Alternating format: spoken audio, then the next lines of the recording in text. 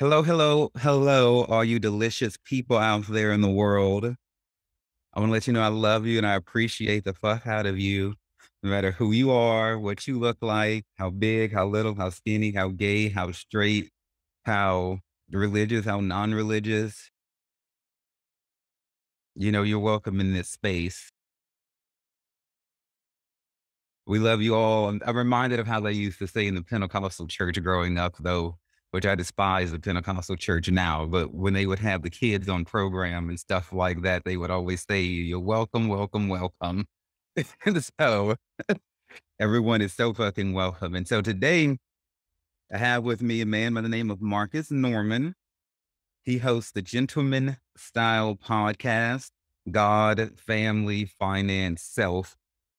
It's the way that's broken down and it's underscored. So in this show here, we're going to talk about his podcast, how he got into podcasting and everything like that. He interviewed me for his show, and I thought it was a very cool and eclectic conversation. So I wanted to bring him on to introduce him to you all and see how he might be of value. How are you doing today, Marcus?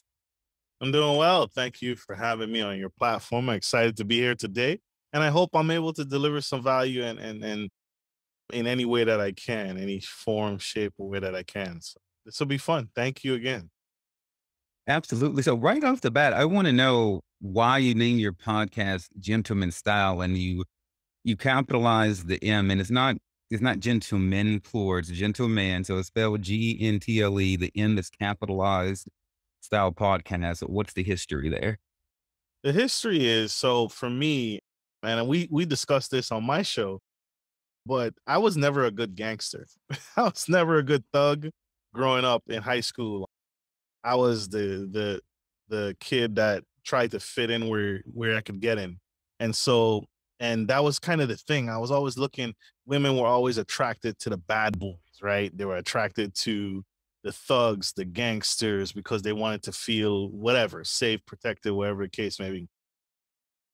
And that was very and that was that's pop culture, right? Even in rap culture, that was predominantly who people sought out to be like, to emulate.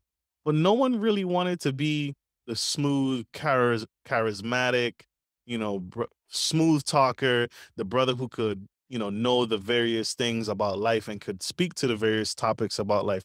So I chose gentleman to try and change the theme, to try and change that chorus because I was tired of hearing the same old song and drum beat around, I need a guy rough around the edges. Well, how about a gentleman, right? How about a gentleman, right? And a gentleman to me encompasses several levels. He encompasses several things. And that's why you see on my show, I talk about the things money, finance, relationships, sex, and all the topics that shine a light on things that we should be concerned about. And I wanted it to be broad and I wanted to stay that broad, but a gentleman is someone who can speak to a wide number of things. There's very few topics that I cannot that I can hold a discussion on, right? There are very few things that and that's how I feel a family man should be, a person in a family should be, right? You should be able to talk to, I want my children to come to me and ask me, Dad, what about this? Or I want my partner to come and ask me about this. And I can answer it confidently, or I know the sources and references.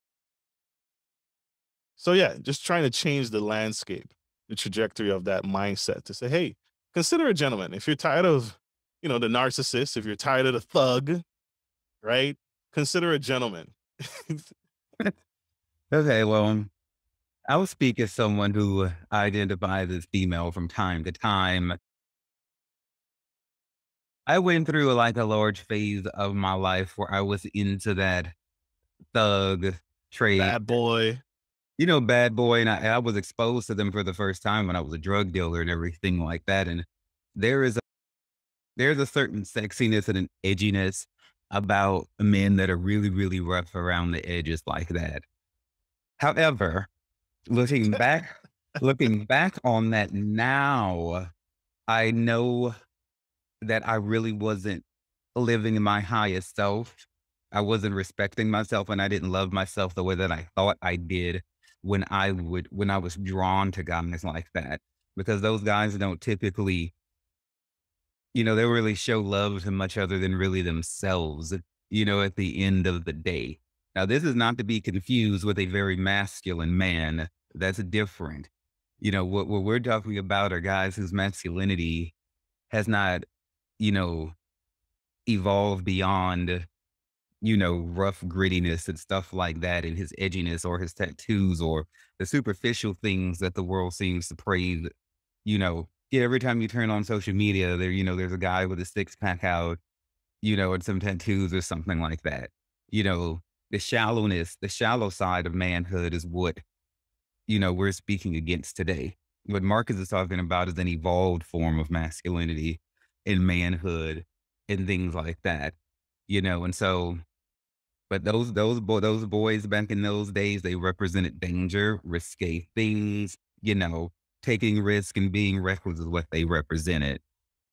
Or I like the way Jean Grey put it in X-Men. I think I can't remember which one of the X-Men it was, but Cyclops, the preppy pretty boy, was always fighting with Wolverine, the bad boy, Right, Gray. And in one of the movies, she was like, you take home the bad boy, you marry the good boy. You know? right, right. The bad boy is the one you don't bring home to mom and dad. Yeah. But the Cyclops, the gentleman, the kind, good looking guy, that's the guy you introduce to mom and dad. But you still got the thug, the bad boy at home, the one that keeps you at the edge of your seat and keeps life exciting for you. Yeah, you're so right. But so in other words, she was saying you just get some dick from the bad boy and you actually stop liking the good boy. And I agree with her. Those bad boys are not really worth much more than dick because you can't they're not consistent enough, a lot of them to establish a whole life with. But I have found that the good boys have just as good dick as the bad boys too. And I've had plenty of dick in my day, so much I could donate that shit to charity.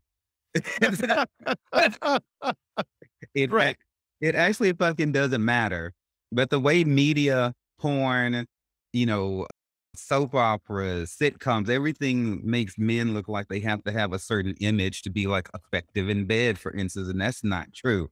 I've had good dick from guys who some might consider to be overweight, it just doesn't it just isn't it's I'm just really happy when people evolve beyond that.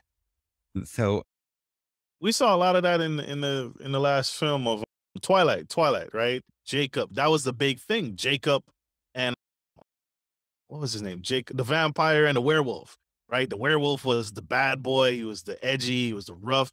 And then you got the eclectic vampire, the nice house, the fancy cars, the money, the cult. He was cultured. Yeah. So you even see that even today still. And she was torn between the good boy and the bad boy. So yeah. you're talking about Edward. Edward. Yeah. Edward and Jacob. That was a whole, I mean, Burger King had them on their burgers. Like, which team are you? Are you team Jacob or are you team Edward? And that division came out again. It came right back out. It's like, do you like the bad boy or do you like the finer, more polished man? And she was torn that whole series. She was torn. 1 minute she's doing a whole movie with the bad boy and the thug, and she's out with him because she's mad at Edward. And then she's back, then the werewolf would piss her off, or she'd find something about their culture she didn't like. And then she'd go right back to the higher life.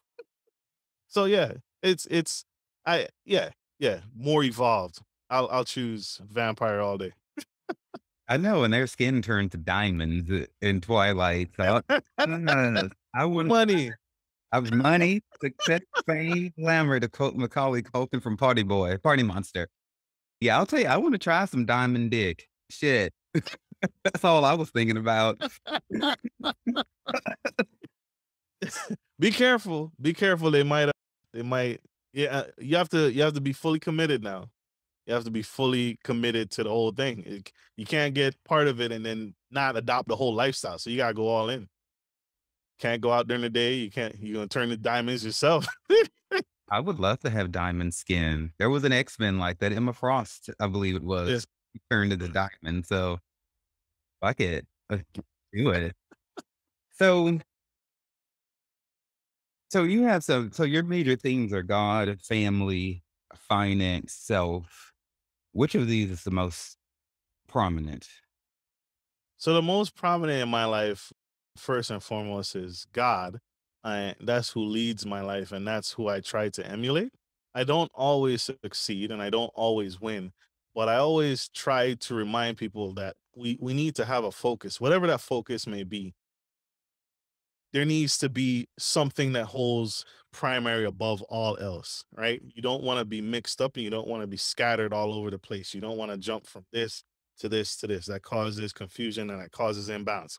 Just like your GPS, right? The simplest terms is when you're going from California to Georgia, you're going to plug in the final destination on your GPS.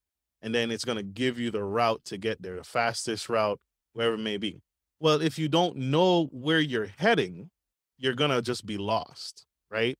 And you're gonna just stop at every little rest stop. You're gonna stop at every hotel, and you'll find yourself in a very mixed up place if you don't know the direction. You don't know what's your focal point, what's your focus. And so that is my focus. That is my focal point. And so that's who helps me navigate the life's many ups and downs, if that makes sense. So God holds primary in my life. What was your first experience with God? What made you know He's real? My first experience, and that's a great question. So I grew up with a lot of church. My grandmother was a Jehovah Witness. My grandpa was a Seventh-day Adventist. My father was a Baptist, and my mom was a Christian. So I was in church no matter where I turned growing up. So when I joined the military, I actually rebelled against church, and I was completely churched out. If most people can probably relate to that, they were churched out. I was in church on Sunday, Wednesday, Saturday, Friday. I mean, almost every day, just doing some functions with churches in some capacity. So when I joined the military and I was on my own, I rebelled against church, and I thought the church was a complete waste of time. I thought it was fake. I thought it was phony. My turning point with God and my realization that He was with me all along was when I finally got out the military and I was jobless and I was unemployed and I couldn't find work and I couldn't find a job that paid me anything close to what I was making in the military. And for date, I filed my disability claim. I filed all the paperwork that I needed to, but that's not a quick turnaround. That takes time. And so I was on the brink of homelessness. I was behind on bills, money, car repossessions, all of it. Bank account overdrawn. My bank account became a black hole. And so, yeah, if any of you have ever experienced that, where your checking account, you're basically putting money in because you don't know when the next automatic draft is going to come out, or you don't know when the next expense is going to come out, and you're just kind of funneling money in hopes to just kind of keep some cash coming in. And so I was really, really low. Bills were piling up, past due, everything, eviction notices on the door. God showed himself to me after a year of fighting, going from dead end job to dead end job, not making enough money to even live. I had one day I got a notification. It was an email saying, "Hey, your claim has been processed." They were talking about my military disability claim. Didn't have a date to it. All it said is it had been processed. That's all it said. It didn't say anything else. And then one day I got up. I was tired, drained, crying. I was I was I was burnt out. Sat in my car and something said, "Marcus, check your bank account." And I looked and I did a whole episode on this on my podcast. I spoke to this at a conference. I looked at my bank account and there was $12,000 in my bank account from the back pay of all the military compensation that they owed to me. I had been fighting homelessness and poverty for an entire year. And so when that happened, all I could do was break down. I broke down in my car. I cried my head off and I realized he had been with me all along. And so when that happened is when I turned around and I rededicated my life to him because I was able to keep my home. I didn't lose my home. and I was able to catch up on things, and my life started to turn around for the better. I got a better job. I was able to get a car again. I was able to turn my life around because I was obedient to him. I was finally obedient to him after ignoring him this entire time. Parents do that, right? Our parents do this to us when they're raising us, seemingly, right? You may love your child, right? And that looks different from parent to parent, but you're always with them. You never really leave them stranded. And so he was with me even the entire time, even though I wasn't making him happy. And he never forsake me. He never forgot about me. And he came through when I really needed a breakthrough in my life. And so that was my turning point back to him. So you're saying that's your turning point back to him. So when were you initially, I'm trying to dig and find in like Yeah. when was your first encounter? So like for me, my first encounter with God was a dream. And in this dream, he took on the form of a golden cross that had all kinds of jewels in it. And this cross was spinning around in this dream, and it came and stood before me, and it pleaded with me. This was the exact moment when I was called to walk with the Lord and to do ministry for him when I was about 4 or 5 years. I understand that everybody's going to have that sort of moment, but be it a miracle like what you feel like you received in this financial sphere, a child that was saved, or something physical that happened, but in that moment you felt like you were in his presence, you know. So if the VA miracle, and believe me, y'all, fighting with the VA to get your money is a miracle. You need divine intervention to get money from them bitches. And so, and any veterans listen and get your pension before you get out. Because trying to get it from the VA after you get out is a motherfucker. Get it before you get out. So if you're saying the VA miracle was like your rededication, I would say that like when I got kicked out of Lakewood Church in Houston, Texas for not being straight, and then I walked away from God for 5 or 6 years or so, I had to do a rededication once I got my footing again because I had stopped talking to God and everything like that because of that Lakewood experience. So then I had to rededicate. So the first time God appeared to me was in my dreams, then I had to do a rededication after I fucked up. So so when was the first time, or was the VA situation the truly first time? The VA situation was truly my first time because again, I grew up in church. So church was always God was always around me, and he acted through my parents to keep me safe, right? And so I had experienced God's love throughout my years, right? But I rebelled against it when I finally struck out on my own. But I always knew God. I always, that was kind of the summer thing that my parents would have me do. Read different passages during the summer, and then we would talk about it as a family. Knew God, did the works, did the acts, but never knew him for myself, right? Until I had no other choice but to lean on him, right? And so that's that turnaround experience, which made me realize, okay, it wasn't my parents who gave me a check. It wasn't a friend or a family that cut me that check. The only other person that could have allowed this to happen the day it happened. Let me explain this to you. The next in a week, I had not paid my mortgage in months. The next week was my last day I had to be out of my home. The only person that could have made that possible was him. That's why I knew it was him, because there isn't anybody in this planet that can cut you a no one in my circle that can cut me a $12,000 check in a week. So the only other person that I knew it was him was God. And that's how I knew that, okay, he's real. He was there for me. And I really need to turn and give my thanks and my praise. And because again, I didn't have anybody I could call. I couldn't call my parents. I couldn't call mom and dad. I couldn't call a friend. I never had friends like that in my circle to say, hey man. And that was the other thing too. When you're in the military, you seem to have a lot of friends because you're all in the same boat, or you're all in the same unit, or you're all in the same division or ship. Well, as soon as I got out the military, all those seeming friends seemed to disappear. I'm calling these guys. They're like, "Hey, man, how's it going?" I'm not a part of that clique anymore. I'm no longer a part of that community. When you're out of this is the part that no one talks about.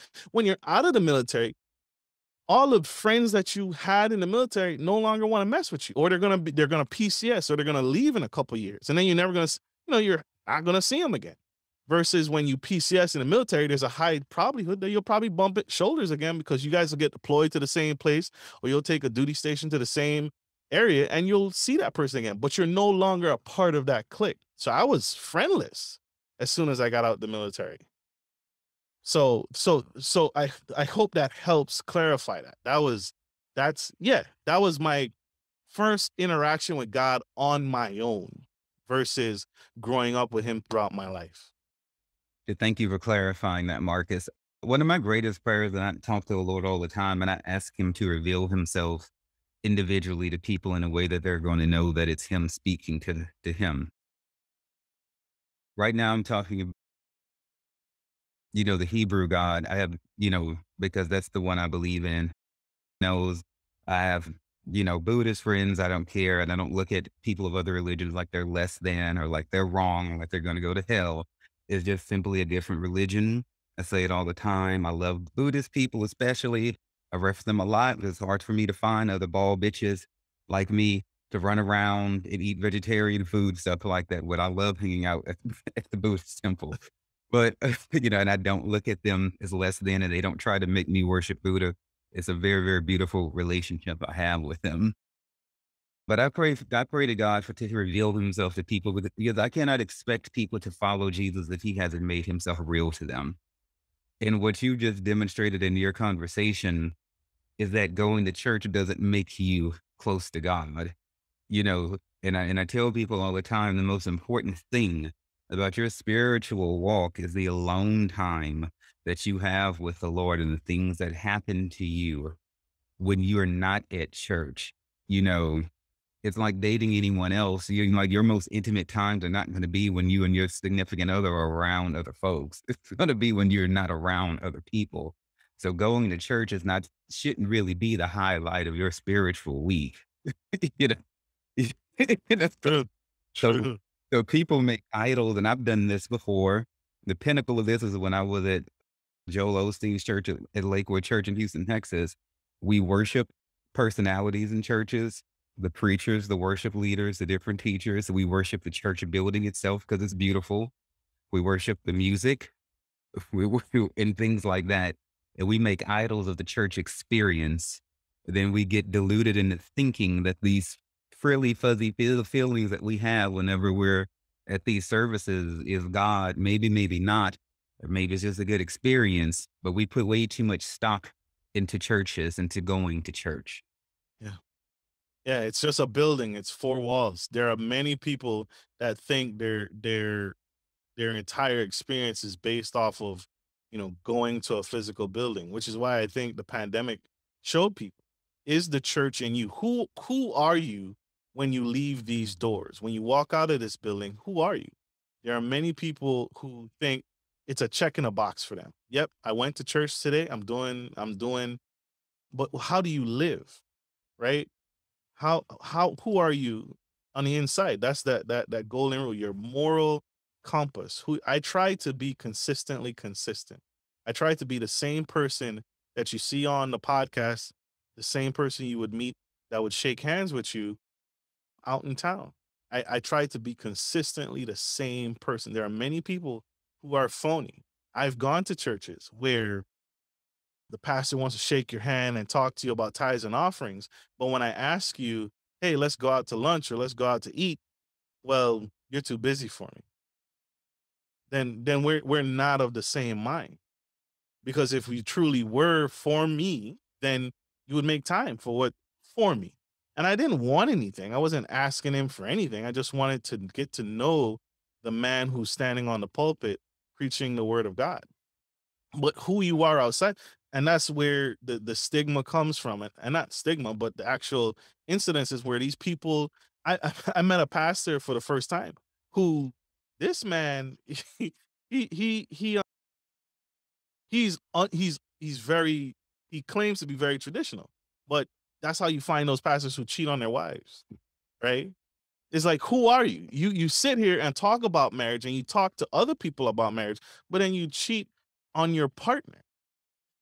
Who are you when you leave this building? It's completely different, and that's not okay. And that's what I strive not to be. Right. And I'm gonna say this here that we're gonna get into your history of traveling to the United States from St. Croix. So, there is something to be said about being over churched. Now, I'm not a big proponent of churches at all, but I understand some people when they're new in their spiritual walk, they may need that community to help them form a structure. Just remember, y'all, that church is a school, is a place you go to learn. Like any other school, there should come a time when you graduate. There's no reason for you to be pulling a Van Wilder and being like a 10-year senior. You're still there. At some point, you should outgrow the need for somebody else to tell you how to approach God.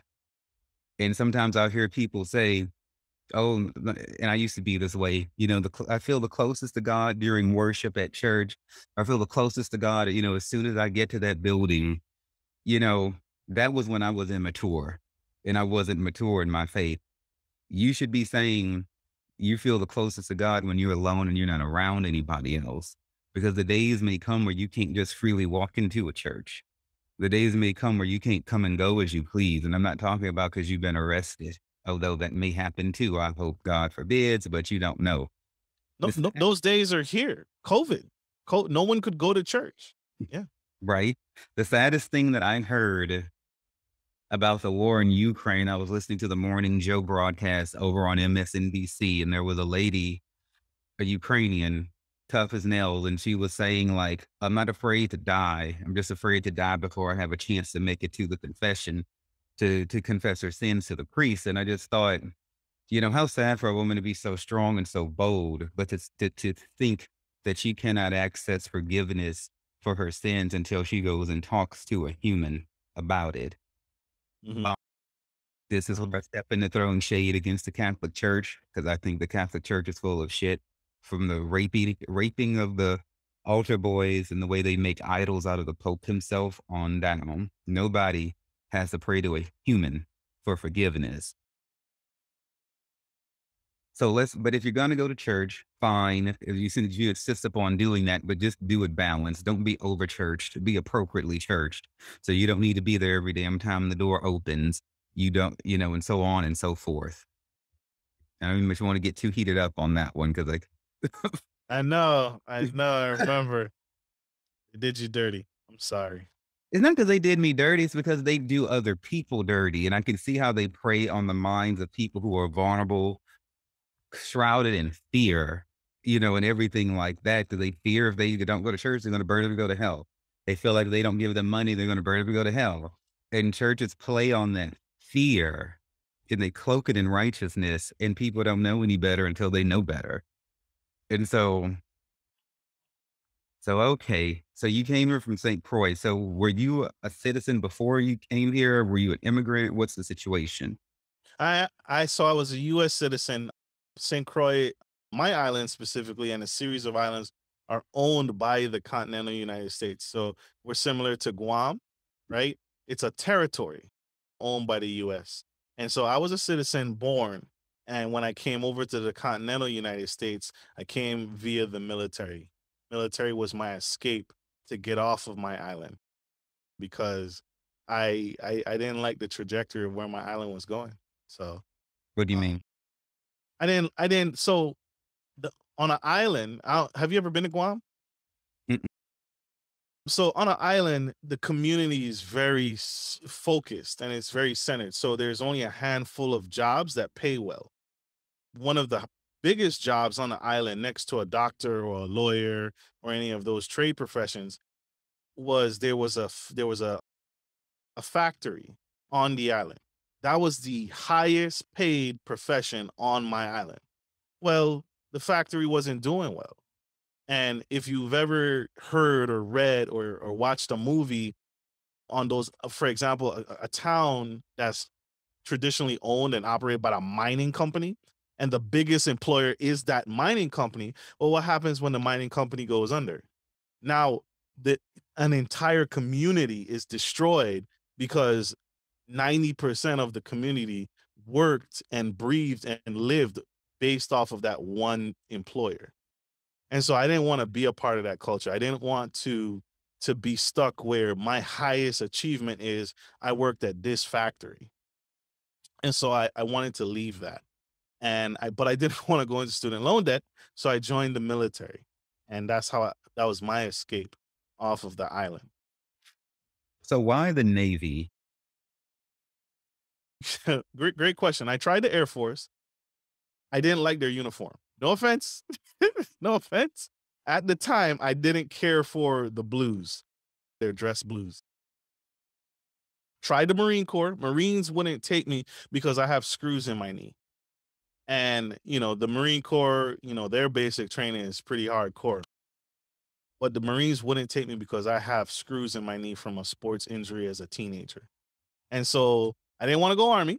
And so the Navy was the only one that would accept me with the screws in my knee. And so I joined the Navy and their uniform. I didn't mind the long stints at sea. I didn't mind that. Where some people be bothered by that, like, oh, you're gone away for months at a time. It was like, that was okay for me coming from an island. Well, yeah, I can totally see that. You water, water, water, water, water. So I commend the Navy. I think the Navy has far better uniforms than any branch. They got like 15,000 different uniform changes, and that pea coat. Oh my God! Like the Navy definitely wins. So I'm not mad at you. Now, what I want to know about some scandalous shit from the Navy. So you on this boat. So I've always wondered about who was fucking who on this boat. Was there some gay shit that happened? Was there some orgies? I want to know about some experimentations. Tell me what went on. So fortunately and unfortunately, the part of the Navy that I joined was a submarine force. So the submarine force, the ship that I was on, there are two type at the time. There were two classes of submarines. There was a Trident class submarine, which is a lot bigger because it holds nuclear missiles, and there's the attack submarines, which is a lot smaller, has a smaller crew. I qualified for a Trident submarine. The deployments are only 3 months long, so I've never been to sea longer than 3 months. That's enough time to fuck. That is enough. Well, kind of, right? And so also too with the submarine force, that has changed since I've gotten out. But it was only allowed men. Were there gay men on the submarine? Sure, but at the time it was also the don't ask, don't tell, which is the same policy that you and laws that you were held accountable for while you was in as well. And so if there were gay men on the ship, they couldn't talk about it and they couldn't express themselves fully because they were under that. So unfortunately, I'm sorry, I didn't experience a whole lot of dirty stuff or scandalous stuff. And also too, Trident submarines don't pull into port. So we don't pull into Hawaii, we don't pull into Dubai, we don't pull in anywhere.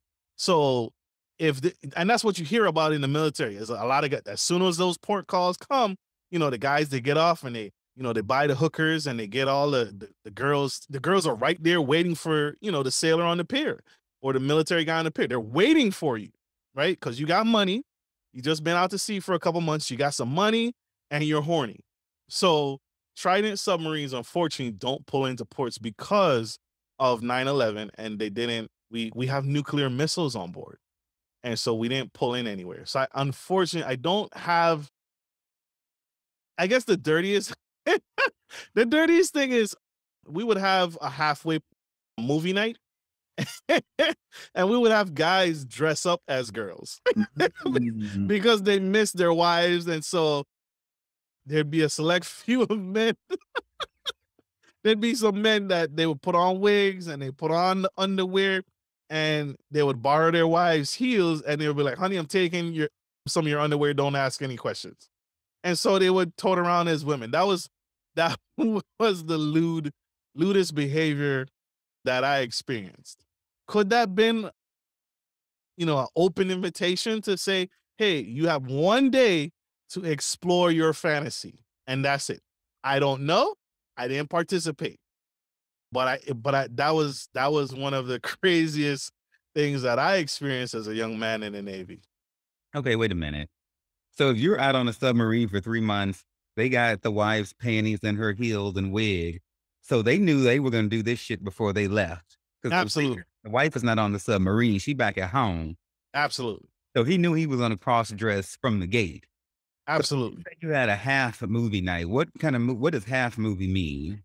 So it's a halfway point. So 30 days. So when you're out for 90 days, at the halfway point, you're halfway home because we never went out for longer than 90 days. Mhm. So half of 90 days, once you got to that day, there was a big celebration to celebrate that you've made it to the halfway point of this deployment.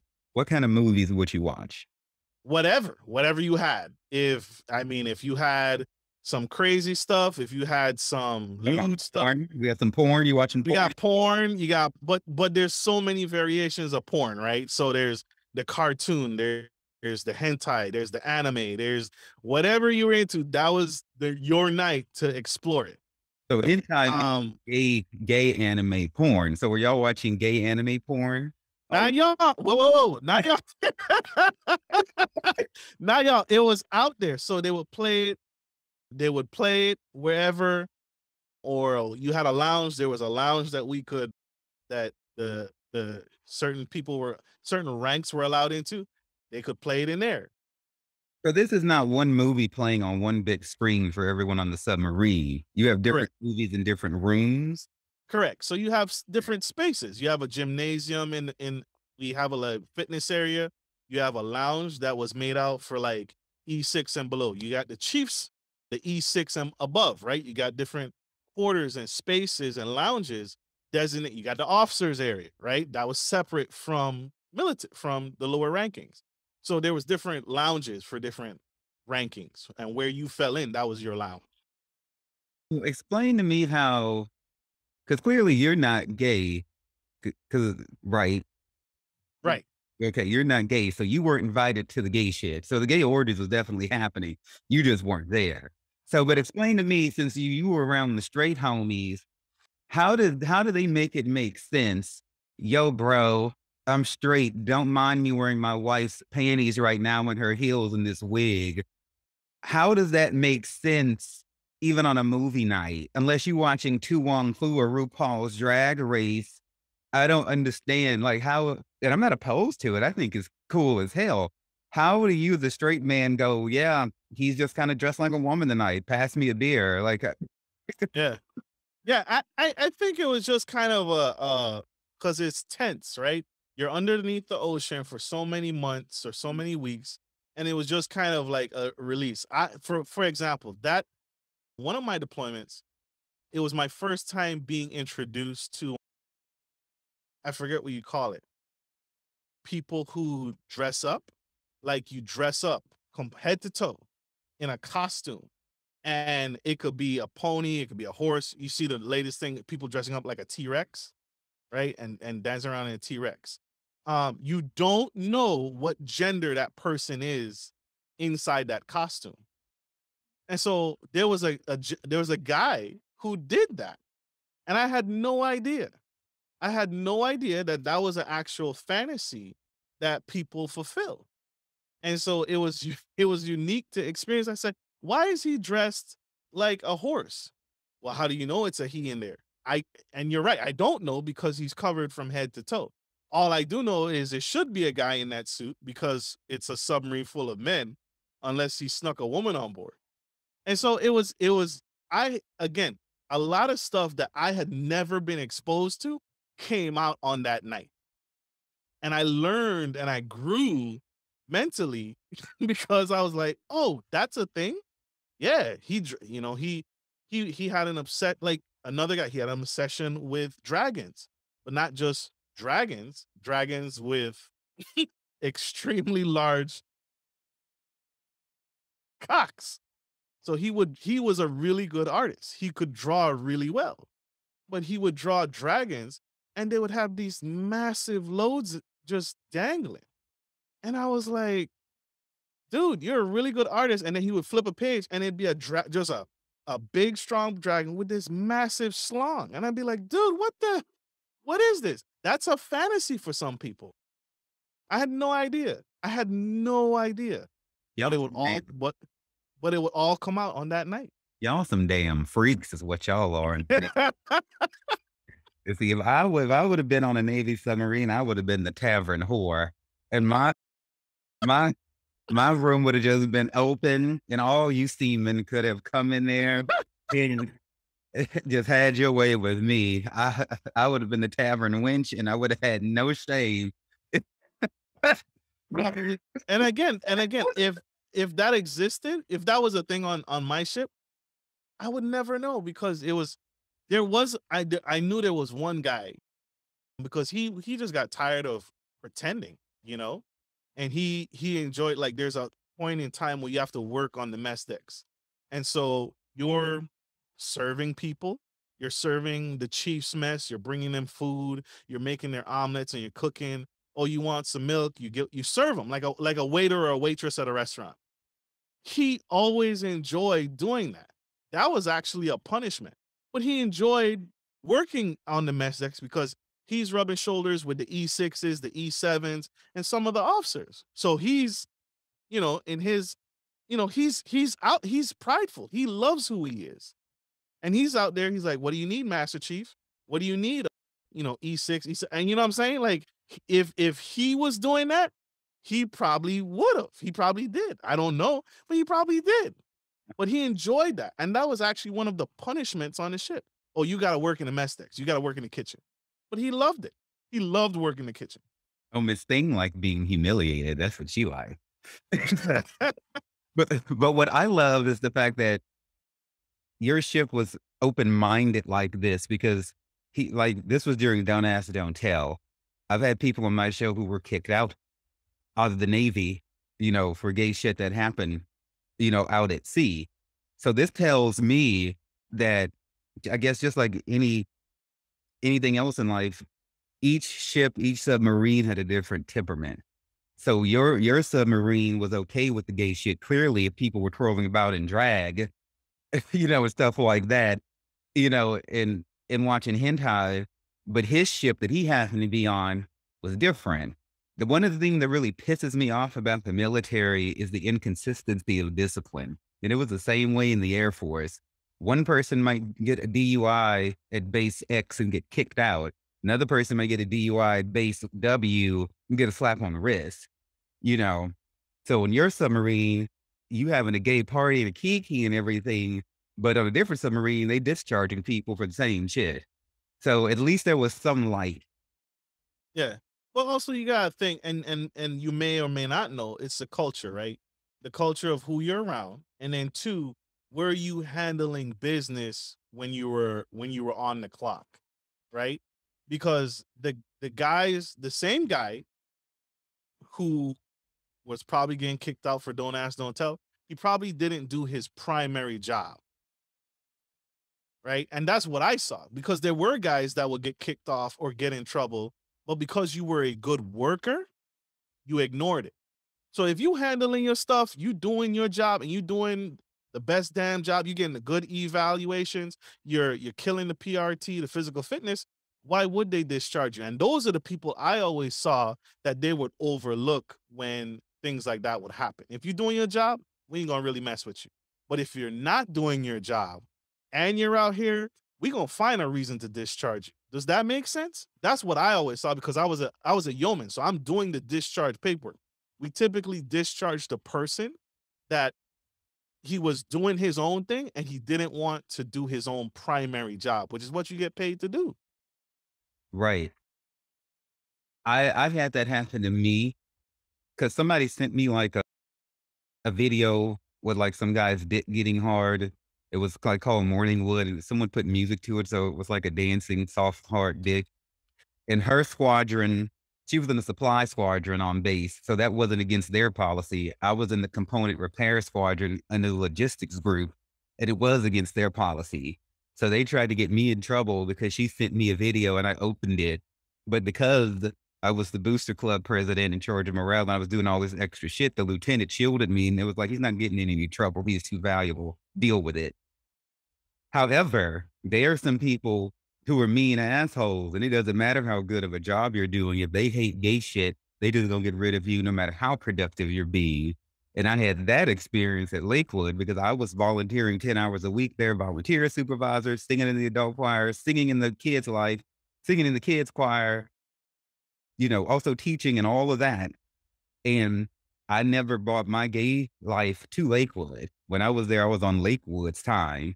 But when they found out I wasn't straight from my MySpace page, they fired me from all aspects of volunteering solely on the purpose of my sexuality, even though I had worked hard for them for years. So it could go either way. And I appreciate the mercy that is shown when people go, hey, look at how valuable you are. We don't want to get rid of you, even though you fucked up. When I was a recruiter and I was wearing piercings and shit, which I know I shouldn't have been, but I had the highest recruiting number. So I was thinking that would shield me from persecution. I got an Article 15 when a parent snitched me out to my commander about my piercings, and they tried to put me out of the military after 3 or 4 years of honorable service, exceeding my goals and everything, and carrying the squadron in numbers because of that one mistake. So it depends on how much of a dick you have in charge of you, whether or not they're going to have enough sense to show mercy. Well, also look at it too. Imagine if that got out to the media. What? The parent who was exposed to you. Again, if that had been military to military, that probably would have been the case. Your case where, hey, he's doing numbers, he's doing great, but because that has the potential to go to the media because a parent complained, a civilian complained. That's if it had been if you and I are on the same military to military and I saw it and I complained, hey Marcus, shut the hell up, I outrank you, leave him alone. He's pulling numbers. You can control I can control a officer can control that situation because that's military to military. But you have a civilian who I can't influence. That has a potential risk to go public. What if that civilian goes to the news? Then say the what? A recruiter had an earring, the big earring scandal, earring gate. There, there's Under, un, there's no right. quantifiable damage. That was a petty ass parent who wasn't thankful that he walked into my office without an appointment, and I went ahead and saw him anyway. I didn't owe people my time. I could have made them leave, and then it was on a weekend. It's not like it was even during the So work. you were off. Yeah. I was off in civilian clothes in my piercings in my office, not expecting to see anyone when he showed his bitch ass up, being a Karen. But nevertheless, there is no damage that was done. Did I hurt the Air Force's image? The Air Force is an extension of the government, and our government makes itself look bad enough. Somebody wearing piercings isn't going to ruin what image? Is the Air Force trying to look perfect? They damn sure aren't. And they're the area defense counsel, the lawyers who were defending me and representing me in that case when that happened, disagreed with the commander. They feel like recruiters of all people should be given more leverage to look like the society that they serve, because a recruiter is not on an Air Force base. We have an office downtown. So there's some people In the who community. hold the mind that we would get a lot further along as recruiters if we looked like the people we were trying to recruit. And my numbers were through the fucking roof. Like literally, I was recruiting like 8, 9 people a month. Everyone else was recruiting like 2 people a month.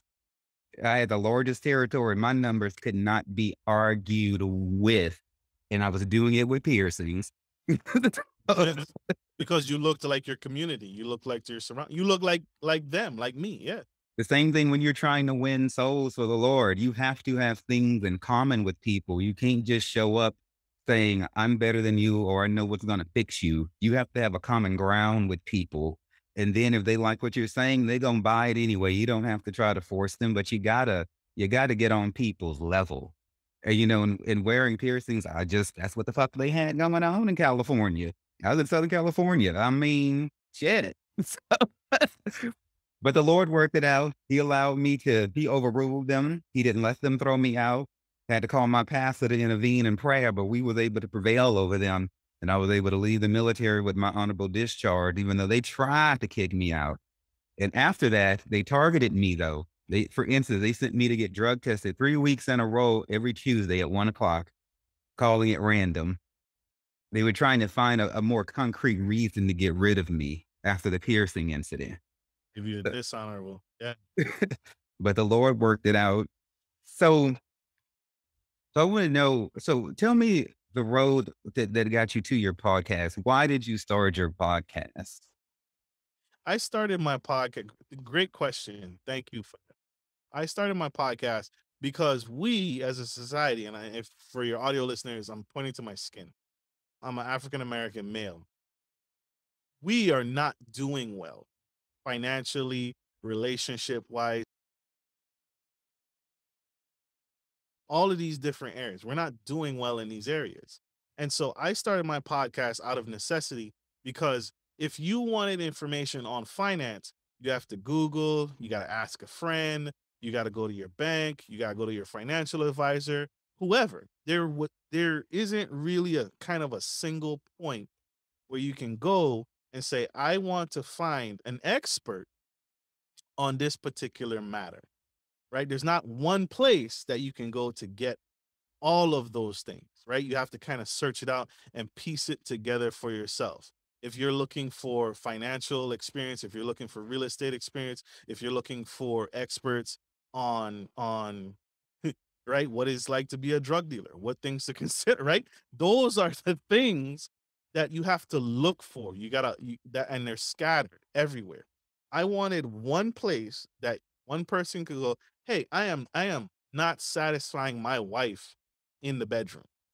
I had a sex expert. I've had several sex experts. She now opened a that was a great interview. She now opened, she called it the shade room. She now opened, and it's called the Oasis. She now opened a place where husbands and wives can actually go and they can draw out their fantasies, right? If you had a fantasy, you now have a safe space, a safe environment, and she's a certified sex educator. She's a coach. And so she, before the pandemic, she would have couples come to this space and she would teach them and say, hey, play with her like this, do this, try this. Hey, that hurts her. So all these different things make up a person. And so to create balance, I created a show that you could go to for whatever you're looking for, or most things that you're looking for, right? Want to know how to save money on travel? I just had a travel expert come on the show and share tips and tricks on how to save money, how to fly across the United States for free. That helps you. That doesn't do anything but help you. And so that's how Gentleman Style Podcast came to be. It came out of a necessity and a need for a single source. So yeah, so I'll say I listened to some of this episode, y'all. They're about I'd say like 80-ish% finance, and then the other ones get down and dirty into deeper aspects of life. I believe there's one about like a girl who used to be like a stripper, then she found Christ, and like another person giving his thoughts on like the meaning of life, and things like that. That one about the doctor you had on with the vaccine though. Couldn't fuck with that episode. Couldn't fuck with that episode. Why not? Why what stuck out to you about that episode? He has a lot of strong opinions. I didn't hear enough fact checking. I didn't hear enough, okay, he believes this statistics.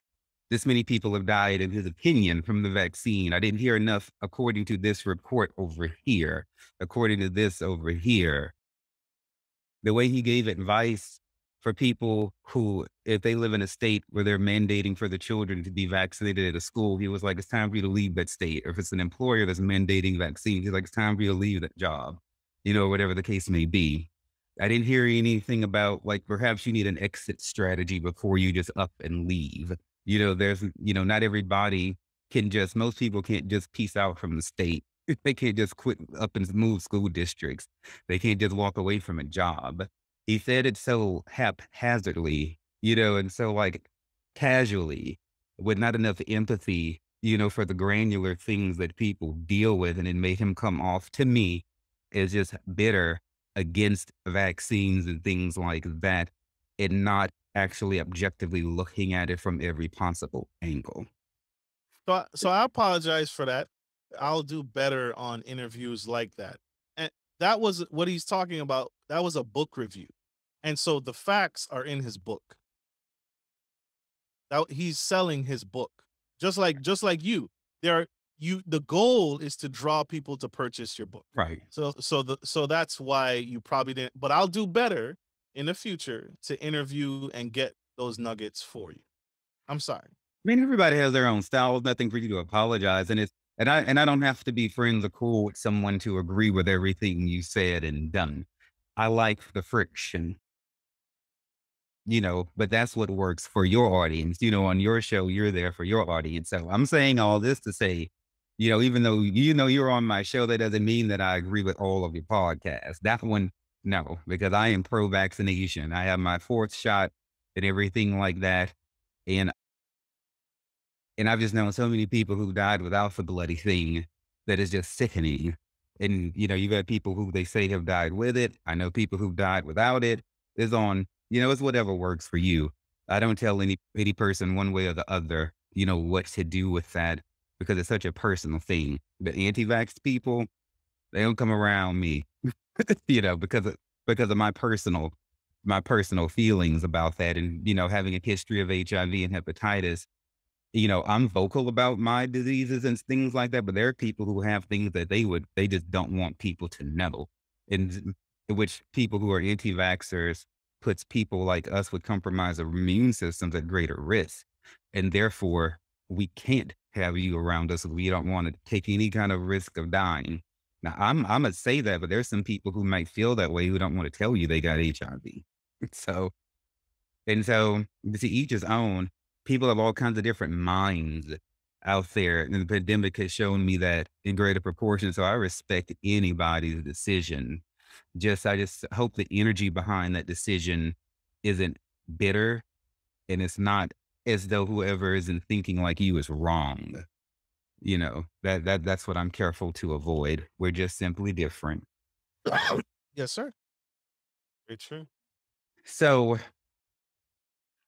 that's pretty much what I felt like I wanted to cover. I wanted to introduce people to you. I feel like you've given people some transparency that would make them interested in finding out more.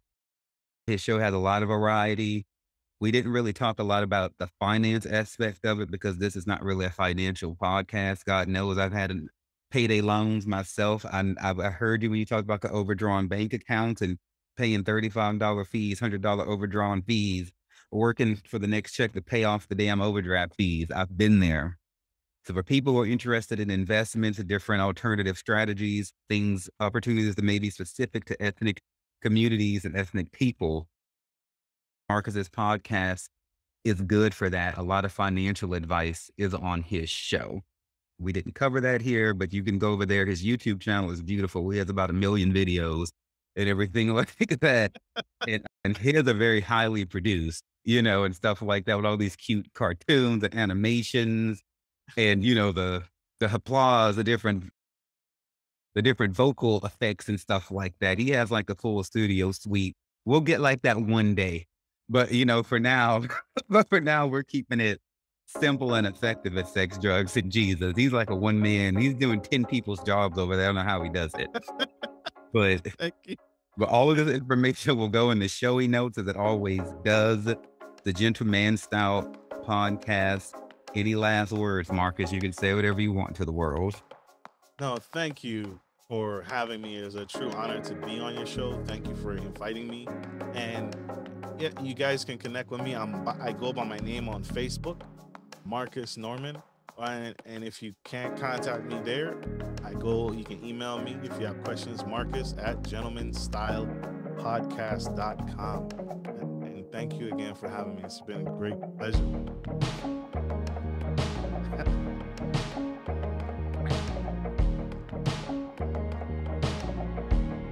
Thank you all so much for taking time to listen to the Sex, Drugs, and Jesus podcast. It really means everything to me.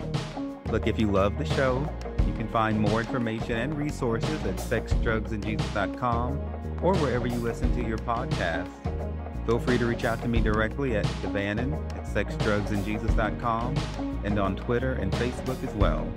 My name is Devannon. It's been wonderful being your host today. And just remember that everything is going to be all right.